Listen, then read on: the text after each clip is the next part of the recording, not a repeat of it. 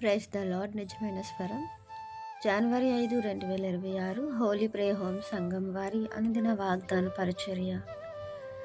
నీకు దీవెన కలుగునట్లు యెహోవా ఆజ్ఞాపించును. ద్వితీయోపదేశ కాండము 28వ అధ్యాయము 8వ వచనం. ప్రియమైన దేవుని వారలారా, దేవుడు మనకు మేలు చేయాలి అని దీవెన కలుగునట్లుగా ఆజ్ఞాపిస్తానని అంటున్నారు. ప్రియమైన దేవుని వారలారా, మనమైనా సరే మన పిల్లల విషయమై లేదా మన విషయంలో మన తల్లిదండ్రులు మనకి ఏదైనా చెయ్యాలి అని అంటే వారు చెప్పింది మనం చేస్తాం. మనం ఏదైనా చెయ్యాలి అని అంటే వారి మాట వింటాం. మనం కూడా మన పిల్లల విషయంలో మనం చెప్పిన మాట వింటేనే వారికి ఏదైనా చేయడానికి మనం ఇష్టపడతాం. దేవుడు కూడా మనకు దీవెన కలగడానికి, మనం సంతోషంగా ఉండటానికి ఆజ్ఞాపిస్తాను అని అంటున్నారు. అయితే మనం చేయాల్సిందల్లా దేవుని మాట వినటమే. వినటం వేరు. దేవుడు అంటున్నారు శ్రద్ధగా వినమంటున్నారు.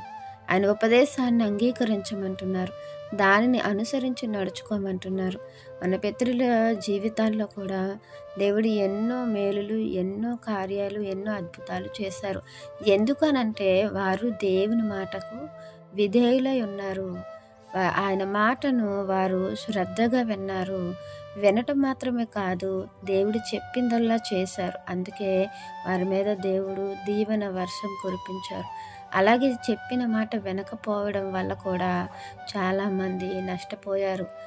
అలాగే దేవుడు అంటున్నారు ఆయన మాట శ్రద్ధగా వింటే, ఆయన ఇచ్చినటువంటి ఆజ్ఞలన్నీ కూడా గాయకొని వాటిని అనుసరిస్తే దేవుడు మన మీద కూడా మన గురించి దాచిపెట్టినటువంటి దీవెనల వర్షాన్ని కురిపిస్తారు.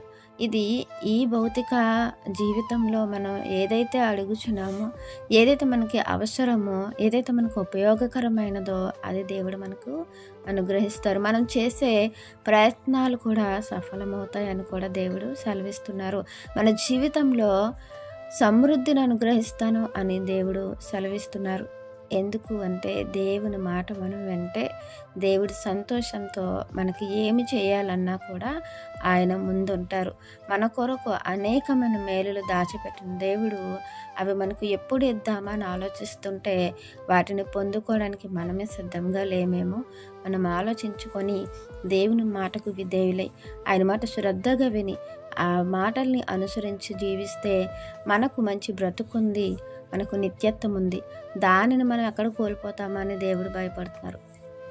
కాబట్టి ఆ నిత్యత్వం కొరకు దేవుని మాట శ్రద్ధగా విని, దేవుడు చెప్పిన పని శ్రద్ధగా చేసి, దేవుని యొక్క మన్నను మనం పొందుకొని మన కోసం సిద్ధపరిచినటువంటి మరి భూ సంబంధమైన పర సంబంధమైన ఆశీర్వాదములు మనం పొందుకోవాలని ఈ వాక్యం మనందరి జీవితంలో దేవుడు ఫలింప చేయాలని ఆశిస్తున్న వారు దైవజనులు బ్రదర్ పి. నెహెమ్యా గారు. God bless you. ఆమెన్.